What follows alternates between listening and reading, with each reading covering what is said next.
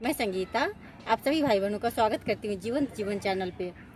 बहुत से लोगों को बहुत ज़्यादा आलस्य आता है और अपने कार्यों को टालते चले जाते हैं, जिसके कारण उनका जो कार्य है वो इतना ज़्यादा इकट्ठा हो जाता है कि एक दिन उन्हें भी भारी पड़ने लग जाता है कि वो कौन सी कार्य को पहले करे और कौन सी कार्य को बाद में करे, उन्हें पता ही नहीं चलता है। अगर आप हर कार्य को समय पे कर लेते हैं तो इससे आपका ही फायदा होता है, लेकिन जब आप उस कार्य को टालते रहते हैं तो फिर आपको ही परेशानी भी उठानी पड़ती है। तो इतना आलस्य क्यों आता है?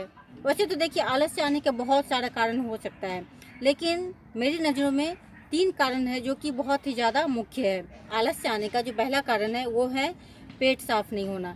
जिस व्यक्ति का पेट साफ नहीं होता है उनका मन, दिमाग, शरीर सब भारी भारी सा लगता है और फिर उन्हें किसी भी कार्य को करने में मन नहीं लगता है, जिसके कारण उन्हें आलस्य आता है।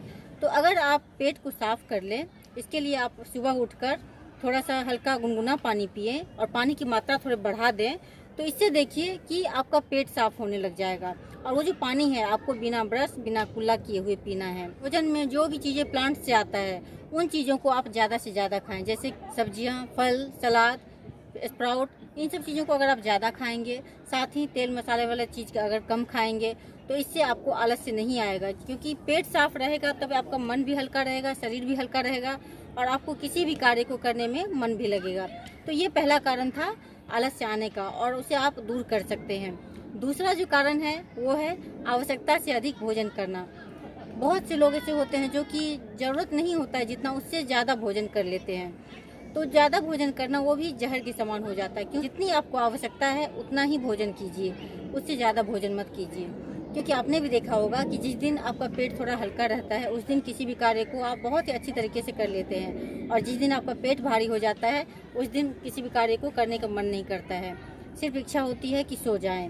तो इसीलिए आवश्यकता के अनुसार भोजन कीजिए, ज़्यादा भोजन मत कीजिए, तो इससे भी आपको आलस्य नहीं आएगी। तीसरा जो सबसे मेन कारण है आलस्य आने का वो है लक्ष्य नहीं होना। अगर किसी व्यक्ति के जीवन में कोई लक्ष्य नहीं है, उसके जीवन में कोई गोल ही नहीं है कि उसे करना क्या है, तो फिर उसे आलस्य आता है, क्योंकि उन्हें पता ही नहीं है कि हमें क्या कार्य करना है, हमें किस गोल को पाना है। तो फिर उसे जब पता नहीं होगा कि हमें करना क्या है तो आलस्य तो आएगी, उसे लगेगा चलो सो जाते हैं, कुछ करना तो है ही नहीं। तो इसलिए जीवन में कुछ न कुछ लक्ष्य होना चाहिए, और लक्ष्य आप चाहे छोटा भी बना सकते हैं, बड़ा भी बना सकते हैं।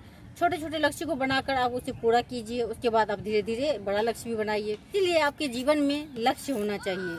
लक्ष्य जिस व्यक्ति के जीवन में होगा उसे आलस्य नहीं आएगा। किसी व्यक्ति का लक्ष्य बड़ा होता है, उसे उसके हिसाब से कार्य करना होता है, और किसी व्यक्ति का लक्ष्य छोटा होता है तो उसे भी उस हिसाब से कार्य करना होता है, क्योंकि मंजिल तक उन्हें पहुंचना होता है। जब किसी को मंजिल तक पहुंचना ही नहीं है तो फिर कार्य कैसा करना है, तो इसलिए आलस्य आता है।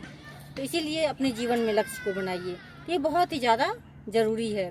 अगर आपको आलस्य को दूर भगाना है, आप चाहते हैं कि आप चुस्त तंदुरुस्त रहें और किसी भी कार्य को बहुत ही अच्छी तरीके से करें, आपको आलस्य ना आए, तो इसके लिए आपको तीनों ही बातों को अपनाना होगा। पहला हो जाएगा आप अपने पेट को साफ रखिए, दूसरा आवश्यकता के हिसाब से भोजन कीजिए, जितनी ज़रूरत है उतना ही भोजन कीजिए, तीसरा है जीवन में कुछ लक्ष्य बनाइए।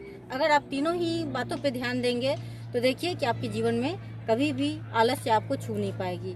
ये बहुत ही ज़्यादा महत्वपूर्ण है। इसके साथ ही आप थोड़ी सी योग मेडिटेशन कीजिए, इससे भी आपको आलस्य नहीं आएगी। इसके साथ ही कुछ खेला कीजिए। धन्यवाद।